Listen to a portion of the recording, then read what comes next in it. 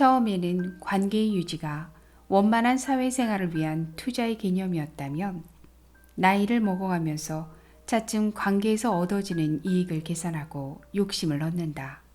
게다가 체면이라는 또 다른 굴레를 인맥이라는 관계에 더욱 집착하도록 만든다. 주변이 심플할수록 관계도 적다. 그 때문에 손해를 본다고 생각하는가? 물질적 이익보다 자신이 편안한 마음과 여유 있는 시간에 더 가치를 두는 것이 바람직해 보인다. 책 읽어주는 클라우디아입니다. 오늘 함께 낭독할 책은 김도영 허정희 선생님의 부부가 함께하는 노후 준비 1챕터 중에서 관계와 매너 편입니다. 가족 또는 친구와 같은 가까운 사이일수록 반드시 지켜야 하는 선이 있다. 그것이 예의와 존중이다. 사람과 사람의 관계에서 예의와 존중이 필요하지 않은 적은 단 한순간도 없다. 신의의 예의와 존중을 얹고서야 오랜 우정을 지킬 수 있음을 잊어서는 안 된다고 저자는 말합니다. 관계와 매너, 인연. 사람과 사람이 복잡하게 얽혀 사는 세상이다. 길을 가다가 옷깃만 스쳐도 수백 겁의 인연이라고 불교에서는 말하는데 뭐 굳이 그렇게 철학적 고찰까지는 아니어도 누구나 인연에 대해 약간의 기대감과 신비한 느낌이 들기는 하는 것 같다. 인연이란 주로 사람과의 관계에서 표현되는 말이지만 반드시 그렇지만은 않다. 사람과 때, 곳, 물건, 학교, 직장 등 우리가 흔히 말하는 운이 닿는다는 것과 같은 맥락이지 않을까? 그렇게 본다면 세상에 인연이 아닌 사람과 사물은 없을 것 같다. 다만 인연이라고 다 같은 것이 아니니 관계의 특별함과 깊이에 따라 아무 인연도 아니라고 여기는 대부분의 가벼운 또는 스치는 인연을 잊어버리는 것일 뿐. 사람과 사람이 그리고 사람과 사물이 만나고 스치는 일을 모두 소중히 여기지는 않아도 잠깐의 인연에 약간의 의미를 준다면 조금 더 너그럽고 친절한 세상이 될 수도 있지 않을까? 관계의 계산, 혈연, 지연, 학연 등은 우리나라 사람들이 집착하는 관계의 대표적 유형이다. 그 중에서도 혈연은 핏줄을 나누었다는 강한 연대의식 때문에 관계의 절대적 지존이다. 그것을 뿌리로 주변의 친인척의 범위를 포함하면 이미 그것만으로도 엄청난 수적 우세를 차지한다. 이러한 세 가지 유형의 관계만 내려놓아도 생활이나 삶에 이리저리 얽혀있는 수많은 관계의 홍수에서 조금은 자유롭지 않을까 싶다. 흔히 피는 물보다 진하다는 말로 혈연 관계의 중요성을 내세우곤 한다.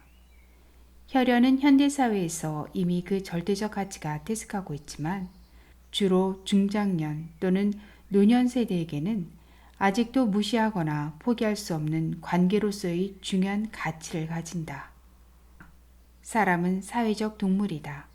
따라서 내 주변의 사람들과의 관계가 매우 중요하다. 그래서 누구나 혈연, 친목, 직장, 사교, 종교, 사업, 정치 등 아주 다양한 관계의 종류 속에 해당되지 않는 경우는 없다.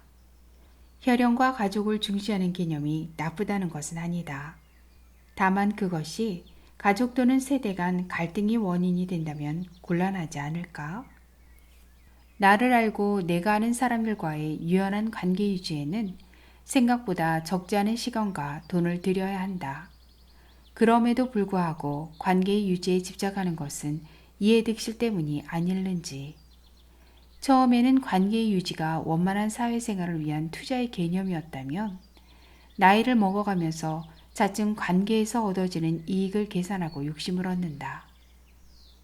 게다가 체면이라는 또 다른 굴레는 인맥이라는 관계에 더욱 집착하도록 만든다.